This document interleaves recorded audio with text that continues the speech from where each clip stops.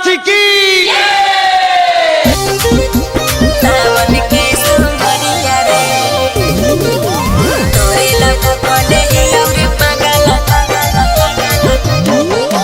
Ganpati recording studio Patna.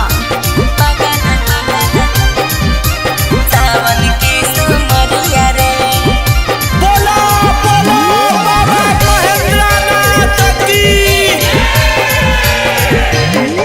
आगे जाहियो देवघर जल चढ़ावे लेली के कांवरिया गे, जाहियो देवघर जल चढ़ावे लेली के कांवरिया गे।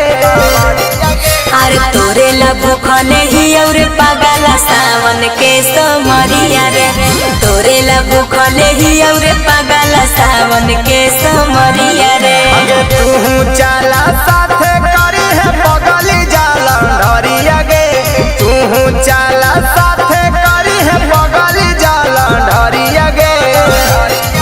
अरे तोरे ला भूखले ही और पागला सावन के सोमरिया रे, तोरे ला भूखले ही और पागला सावन के सोमरिया रे।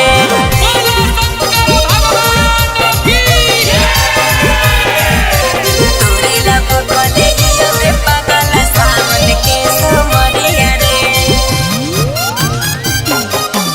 तोरे ला भूखले ही और पागला सावन के हे गे भोला जी के कारा बई दर्शनवा गे, दर्शनवा गे लाग जैसा जोड़ी यही लगानवा गे, लगानवा गे। बेल के पतैया कली कनी तोरे नामवा, मान ले लियो अभी तोरा अपन सजनवा। चढ़ जइबई पैदल दोनों सुइया पहाड़िया गे, चढ़ जइबई पैदल दोनों सुइया पहाड़िया गे।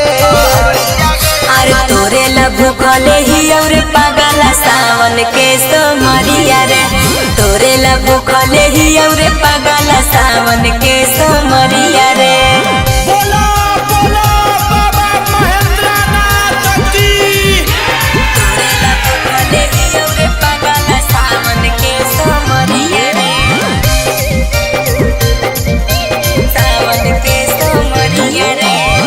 राखबो हम सब दिन खुशहाल लगे, खुशहाल लगे काहो सावनवा में गोरेला लगे, गोरेला लगे।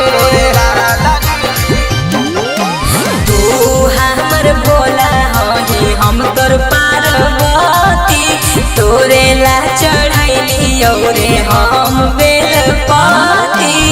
पेन्हली है देवघर जा